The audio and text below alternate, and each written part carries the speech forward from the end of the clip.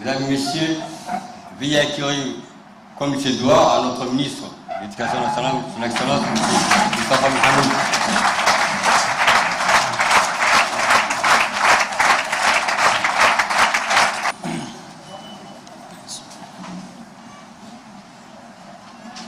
Bismillah ar-Rahman ar-Rahim, alhamdulillah rabbil alamin, salatu wa salam ala rasulillah sallallahu alayhi wa sallam.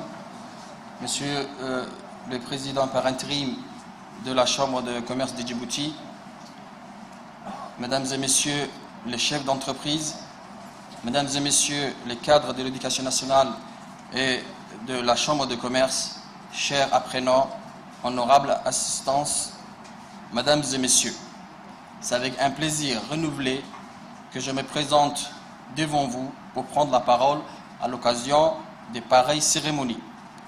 Ma joie est d'autant plus grande, sachant que nous nous retrouvons à chaque fois autour d'un projet commun, à savoir la promotion et le développement du système national de l'enseignement technique et la formation professionnelle. Je ne cesse de répéter que l'enseignement technique et la formation professionnelle n'est pas l'affaire d'un individu ou d'une institution, mais l'affaire de toutes les composantes de la société djiboutienne.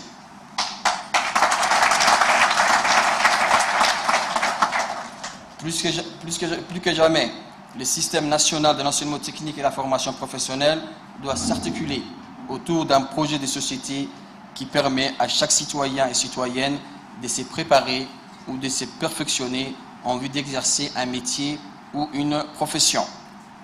Telle est la volonté politique du président de la République, son Excellence M. Ismaël Omar Guelleh. L'éducation, d'une manière générale, et l'enseignement technique et la formation professionnelle en particulier, ont pour viser de rendre tout Djiboutien apte à agir de façon positive et constructive dans le monde et dans la société, à y jouer un rôle, à y exercer une influence, à contribuer au bien-être collectif et à s'y épanouir selon ses aptitudes, ses champs d'intérêt et ses choix. En assurant au pays des ressources humaines de haut niveau, des qualifications dans toutes les sphères de l'activité économique, le gouvernement djiboutien tient à répondre aux besoins des entreprises privées ou publiques qui comportent bien sûr ou qui comptent sur une main-d'œuvre pour assurer leur propre développement, par ricochet, l'enrichissement individuel et collectif de la société djiboutienne dans son ensemble. Mesdames et messieurs, la réforme engagée au niveau de l'enseignement technique et la formation professionnelle s'appuie sur deux orientations stratégiques. L'accès à la formation professionnelle d'un public diversifié et l'amélioration de la qualité des apprentissages par une adéquation formation-emploi, auquel, bien sûr, j'ajoute l'accompagnement à l'insertion.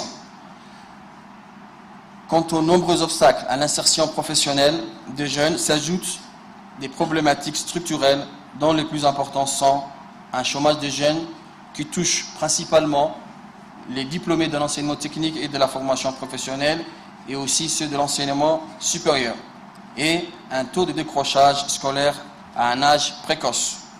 Ceci nécessite bien sûr de repenser les politiques de développement des ressources humaines en général et adopter une nouvelle vision de l'enseignement technique et de la formation professionnelle en particulier, permettant la mise à disposition du secteur productif des qualifications intermédiaires, de participer par là même à un rééquilibrage ou à rééquilibrer la dynamique des qualifications dans le pays, de promouvoir aussi la formation continue et de lutter contre le chômage.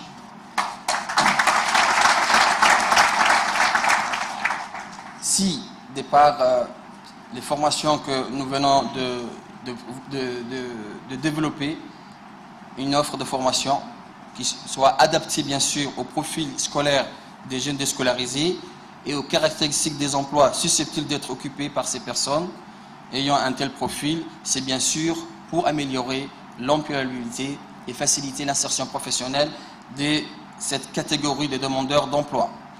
Nous avons également prévu dans notre vaste plan de formation professionnelle de courte durée destinée aux jeunes de Djibouti, villes et des régions de l'intérieur, un dispositif de formation répondant aux attentes des jeunes avec des prérequis pour leur permettre de sortir des situations d'exclusion en les soutenant dans la construction d'un projet personnel et professionnel. Pour ce type de public, des formations complémentaires sont proposées en vue d'acquérir des compétences de base à des métiers plus porteurs en termes de débouchés professionnels et faciliter leur entrée dans la vie active. Donc, c'est dans cette optique que les présentes formations en électricité automobile, en mécanique poids lourd et engins de chantier sont mises en œuvre. Je vous remercie de votre aimable attention. Je vais adresser quelques mots, bien sûr, aux apprenants, en leur disant, que ce soit les responsables, bien sûr, de ces départements, et moi-même, que ce soit, bien sûr, les chefs d'entreprise, nous nous sommes engagés à être à vos côtés, par, bien sûr, la mise en œuvre de ces formations, qui sont des formations coûteuses, qui sont des formations, bien sûr, qui vous donnent une possibilité de trouver du travail. Maintenant, c'est bien sûr à vous